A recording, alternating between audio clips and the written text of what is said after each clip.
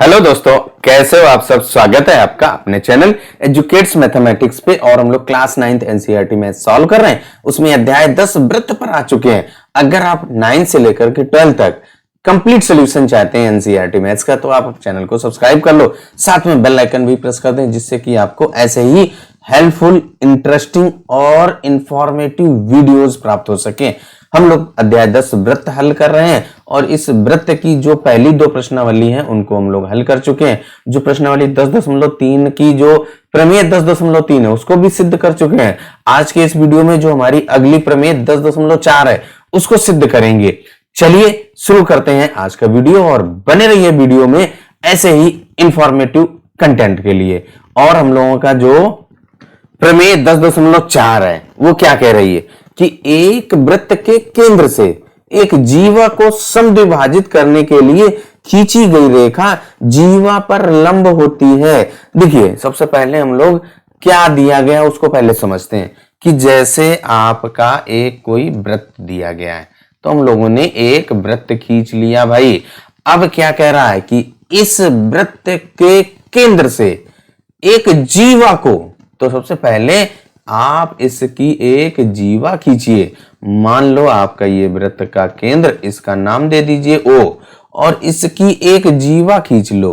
मान लो ये आपकी जीवा और इसका नाम दे दीजिए कि ये हमारी AB जीवा है। अब इस जीवा AB को, यही तो कह रहा है, जीवा को समद्विभाजित करने के लिए खींची गई रेखा कहां से? वृत्त के केंद्र से। तो आपका वृत्त का केंद्र ये O है।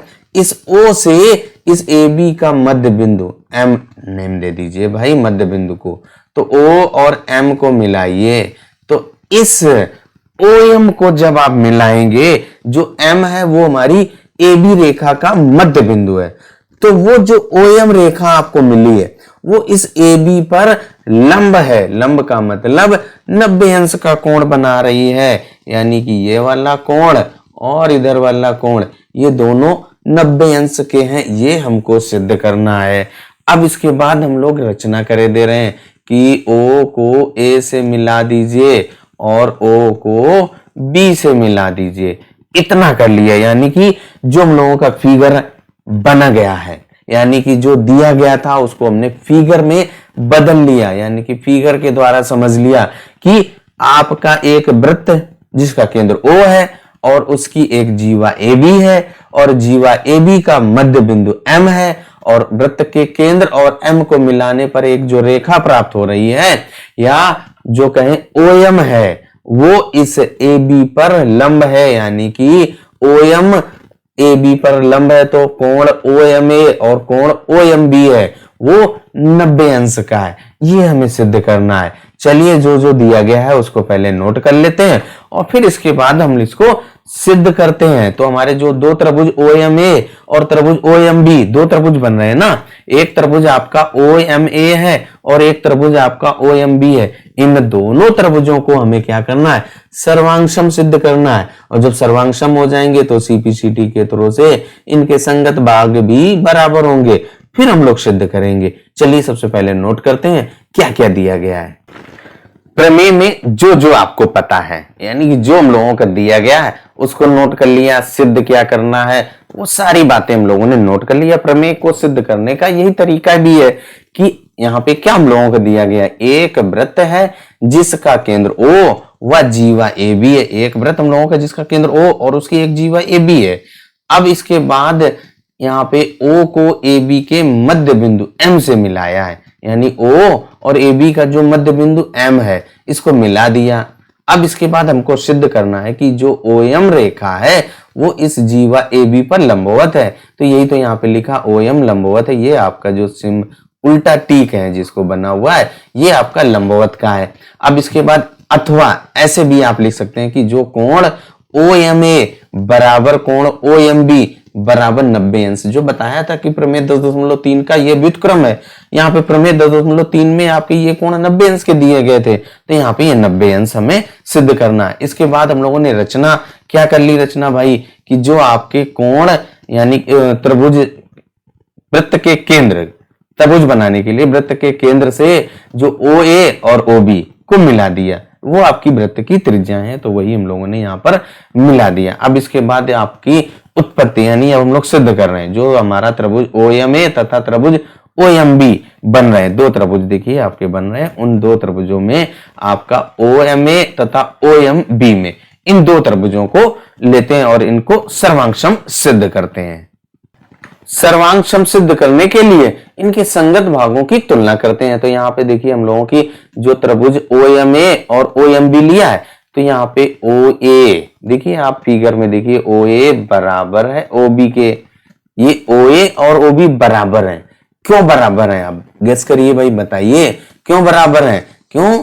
ये वृत्त की त्रिज्याएं हैं भाई, तो वही यहाँ पर लिख दीजिए कि आपके ये वृत्त की त्रिज्याएं हैं, तो यही यहाँ पर लिख देना है भाई। ये हम लोगों की वृत्त की त्रिज्याएं, और वृत्त की त्रिज्याएं क्या होती हैं? बराबर होती हैं। प्रत्येक वृत्त की जो त्रिज्याएं होती हैं वो बराबर होती हैं। आप जितनी भी त्रिज्याएं खींचेंगी उनकी लंबाई बराबर होती है। इसके बाद आप देखिए यहाँ पर OM बराबर OM है, जो हम लोगों ने त्रिभुज OMA लिया और OMB लिया, तो यहाँ पे देखेंगे कि जो OM आ रही है भुजा वो दोनों में है, तो ये क्या हो जाएगी? क्यों बराबर है? क्योंकि ये तो कॉमन भुजा है, या कहें उभयनिष्ठ जिसको कहते हैं, तो यहाँ पे लिख देना है कि ये आपकी उभयनिष्ठ है। और उभयनिष्ठ भुजा होती है जब बराबर एक ही चीज दोनों में है, तो जब एक ही चीज है तो बराबर होगी ही। अब इसके बाद यहाँ पे देखिए AM बराबर है BM के, तो ये भी हम लोग लिख दें AM बराबर है BM के। ये क्यों बराबर है? देखिए जो आपका प्रश्न है उसमें क्या कह रहा है, यानी कि जो हमारी स्टेटमेंट है प्रमेय का, उसमें साफ लिखा है कि एक वृत्त के केंद्र से एक जीवा को समद्विभाजित करने के लिए खींची गई रेखा, समद्विभाजित यानी कि दो बराबर भागों में बांटे, तो यहाँ पे जो M है वो मध्य बिंदु है और AM और BM बराबर हो जाएंगे। तो यही तो हम लोगों का दिया गया है और हम लोगों ने दिया में लिखा भी है, ये हम लोगों का दिया हुआ है।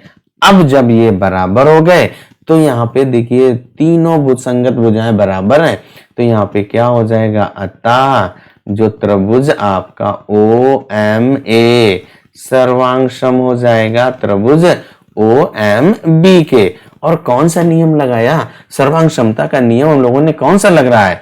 वो तीनों भुजाओं वाला, यानी कि आपका SSS। अब इसके बाद हमें किन को जांचना है, क्या सिद्ध करना है कि जो आपका कोण OMA और कोण OMB ये क्या है? बराबर हैं, या कहें 90 अंश का हमें सिद्ध करना है। तो अब इन्हीं दोनों कोणों की हम लोग तुलना करते हैं। तो तब क्या हो जाएगा? जब ये सर्वांगसम हो गए तो यहाँ पे लिख दीजिए कि कोण OMA बराबर हो जाएगा कोण OMB के, कोण OMB बराबर हो जाएगा।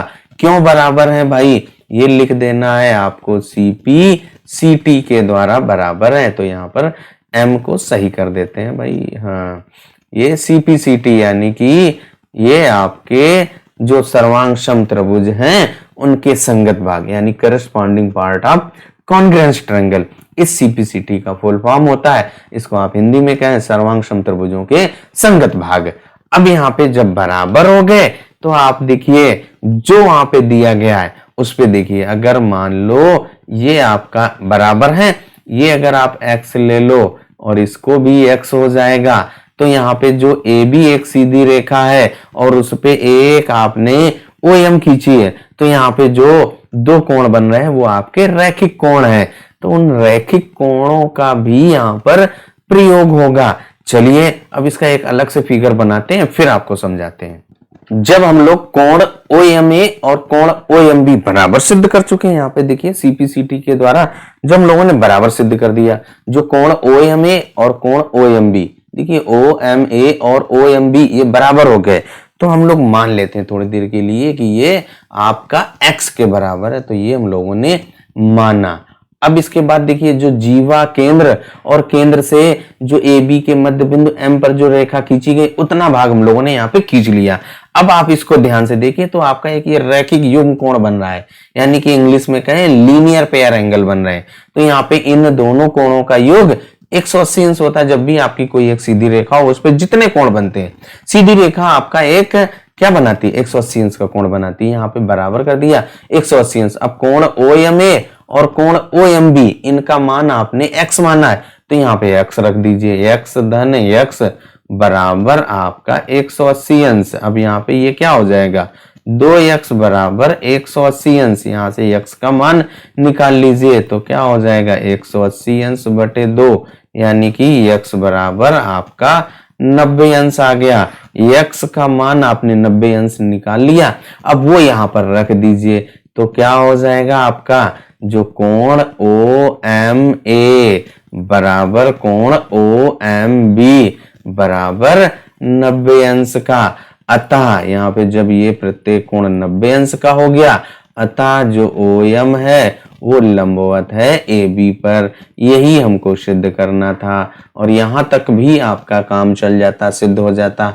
ये भी लिख दोगे और अच्छी बात। और इस तरीके से जो हम लोगों की प्रमेय 10.4 है वो कंप्लीट हो जाती है। इस प्रमेय का आपका एक्सप्लेनेशन कैसा लगा कमेंट करके जरूर बताइएगा। चलिए तब तक अपना ख्याल रखिए, स्वस्थ रहिए, मस्त रहिए। मिलते हैं अगले वीडियो में अगले टॉपिक के साथ, यानी कि जो हम लोगों की प्रमेय 10 अगली जो अध्याय आ जाता है, इसके बाद 3 बिंदुओं से जाने वाला वृत्त है, फिर इसके बाद प्रश्नावली है। तो चलिए सबसे पहले उसको समझेंगे अगले वीडियो में, फिर उसके बाद उसी से संबंधित आपकी प्रश्नावली है उसको भी समझेंगे अगले वीडियो में।